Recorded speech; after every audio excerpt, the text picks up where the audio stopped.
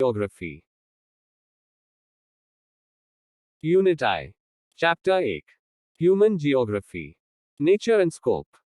You have already studied geography as a discipline in Chapter I of the book, Fundamentals of Physical Geography, NCERT, 2006. Do you recall the contents? This chapter has broadly covered and introduced you to the nature of geography. You are also acquainted with the important branches that sprout from the body of geography. If you reread the chapter, you will be able to recall the link of human geography with the mother discipline, i.e., geography. As you know, geography as a field of study is integrative, empirical, and practical. Thus, the reach of geography is extensive, and each and every event or phenomenon which varies over space and time can be studied geographically. How do you see the Earth's surface? Do you realize that the Earth comprises two major components? Nature, physical environment, and life forms including human beings. Make a list of physical and human components of your surroundings. Physical geography studies physical environment, and human geography studies the relationship between the physical, natural, and the human worlds, the spatial distributions of human phenomena and how they come about, the social and economic differences between different parts of the world. Point 1.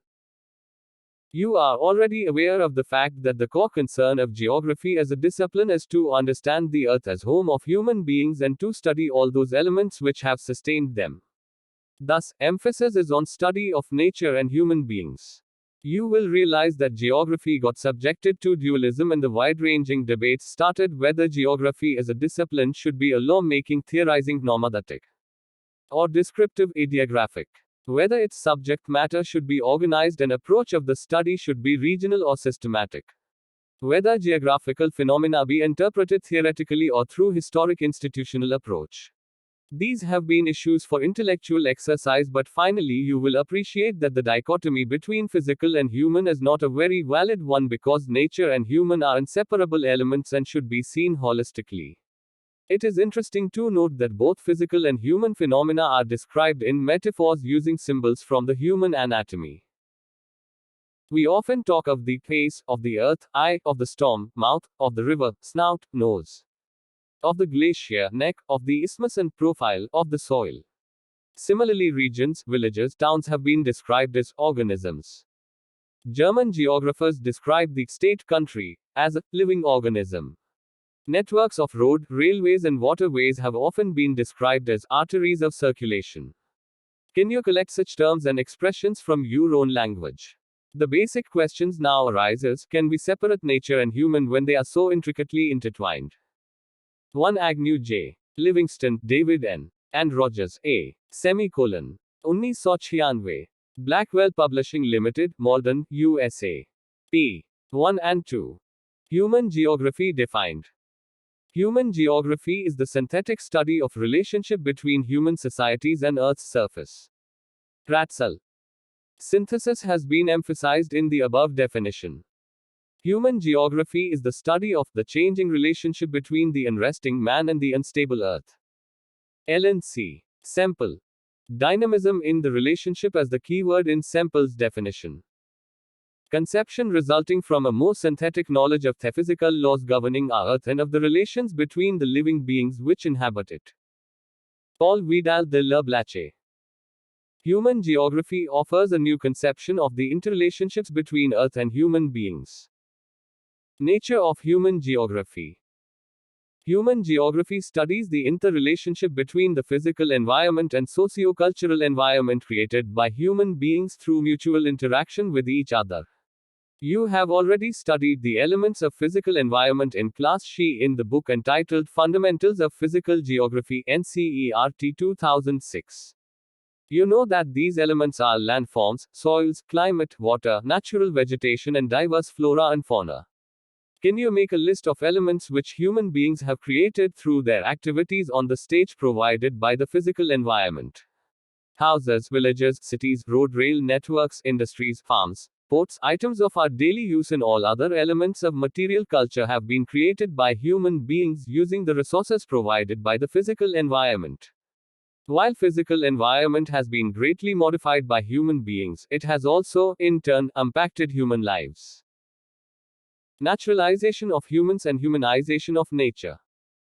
Human beings interact with their physical environment with the help of technology. It is not important what human beings produce and create, but it is extremely important with the help of what tools and techniques do they produce and create. Technology indicates the level of cultural development of society. Human beings were able to develop technology after they developed better understanding of natural laws. For example, the understanding of concepts of friction and heat helped us discover fire. Similarly, understanding of the secrets of DNA and genetics enabled us to conquer many diseases. We use the laws of aerodynamics to develop faster planes. You can see that knowledge about nature is extremely important to develop technology, and technology loosens the shackles of environment on human beings. In the early stages of their interaction with their natural environment, humans were greatly influenced by it. They adapted to the dictates of nature. This is so because the level of technology was very low and the stage of human social development was also primitive. This type of interaction between primitive human society and strong forces of nature was termed as environmental determinism. At that stage of very low technological development, we can imagine the presence of a naturalized human who listened to nature, was afraid of its fury, and worshipped it. The naturalization of humans. Bender lives in the wilds of the Abuj Madh area of central India. His village consists of 3 huts deep in the wilds. Not even birds or stray dogs that usually crowd villages can be seen in these areas. Wearing a small loincloth and armed with his axe, he slowly surveys the Penda forest, where his tribe practices a primitive form of agriculture called shifting cultivation. Bender and his friends burn small patches of forest to clear them for cultivation. The ash is used for making the soil fertile. Bender is happy that the mawa trees around him are in bloom.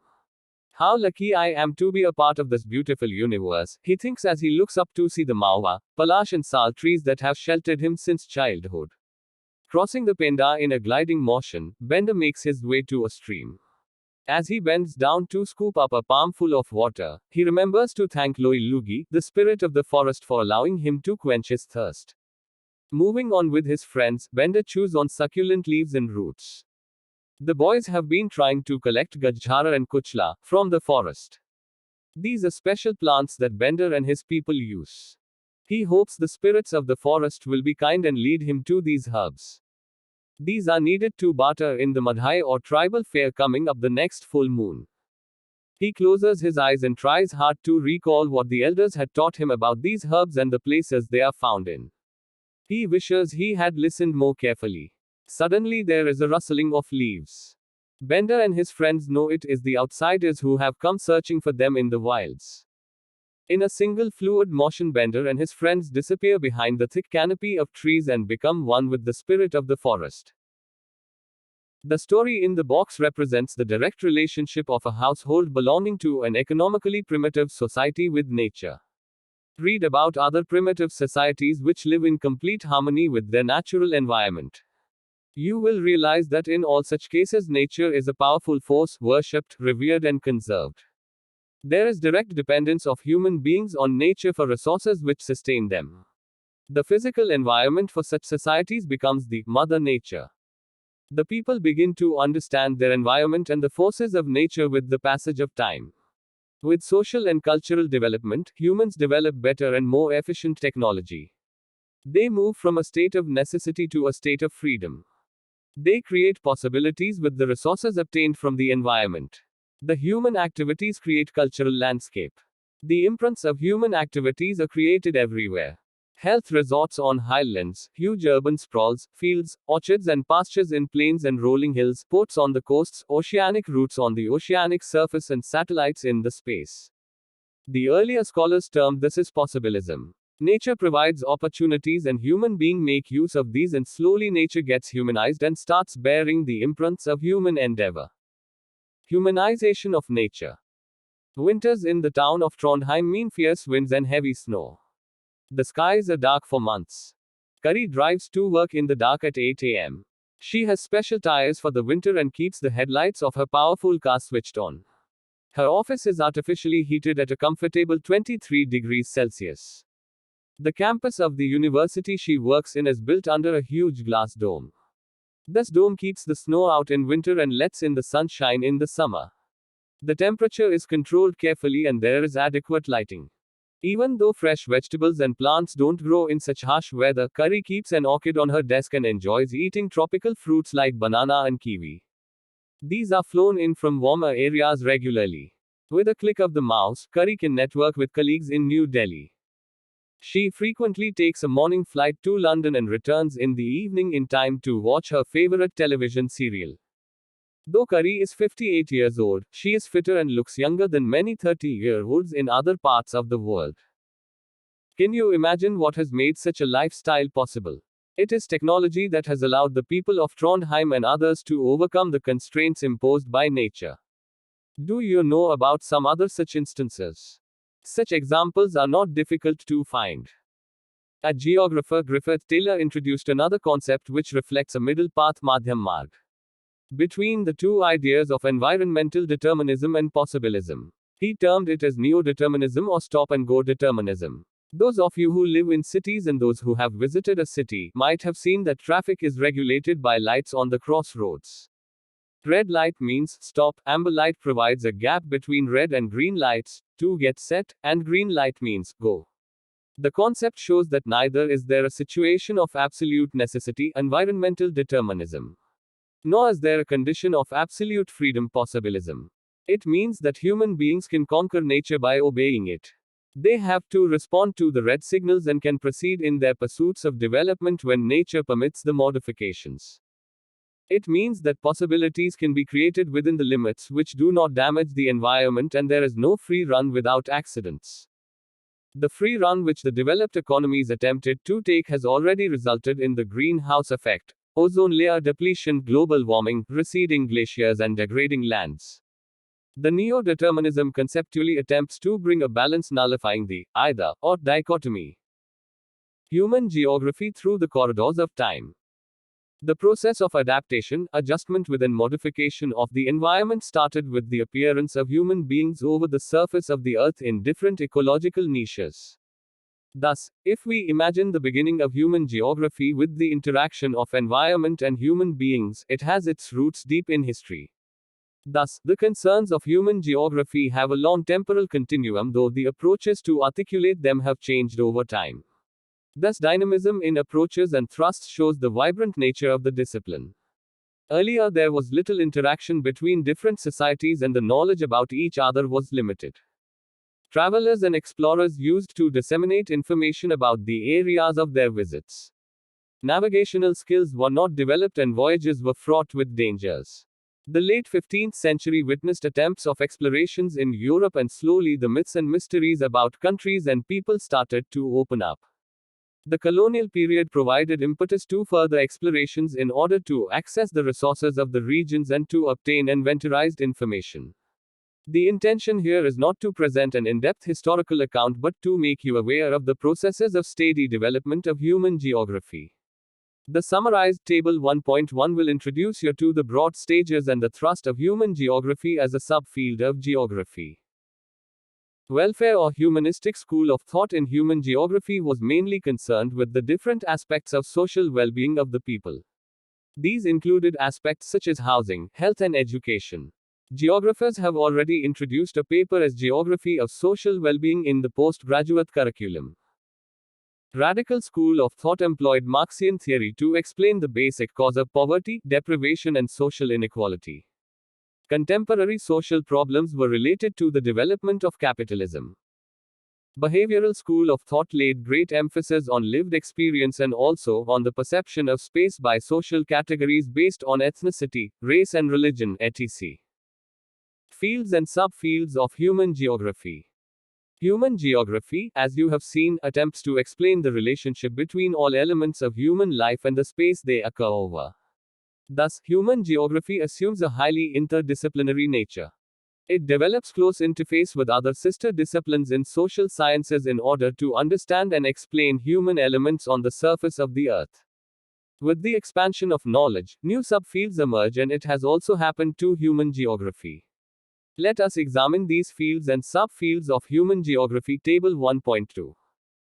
You would have noticed that the list is large and comprehensive. It reflects the expanding realm of human geography. The boundaries between subfields often overlap. What follows in this book in the form of chapters will provide you a fairly widespread coverage of different aspects of human geography. The exercises, the activities, and the case studies will provide you with some empirical instances so as to have a better understanding of its subject matter. Table 1.2. Human Geography and Sister Disciplines of Social Sciences. Exercises. 8. Choose the right answer from the 4 alternatives given below. I. Which one of the following statements does not describe geography? A. An integrative discipline. B. Study of the interrelationship between humans and environment. C. Subjected to dualism. D. Not relevant in the present time due to the development of technology. E. Which one of the following is not a source of geographical information? A. Travelers' accounts. B. Old maps. C. Samples of rock materials from the moon. D. Ancient epics. E. Which one of the following is the most important factor in the interaction between people and environment? A. Human intelligence. C. Technology. B. People's perception. D. Human brotherhood. A. Which one of the following is not an approach in human geography? A. Areal differentiation. C. Quantitative revolution. B. Spatial organization. D. Exploration and description. Go. Answer the following questions in about 30 words. I. Define human geography. E. Name some subfields of human geography. E. How is human geography related to other social sciences? 3. Answer the following questions in not more than 150 words. I. Explain naturalization of humans. E. Write a note on the scope of human geography. Table of contents. Unit I. Human Geography. Nature and Scope. 1 Agnew J.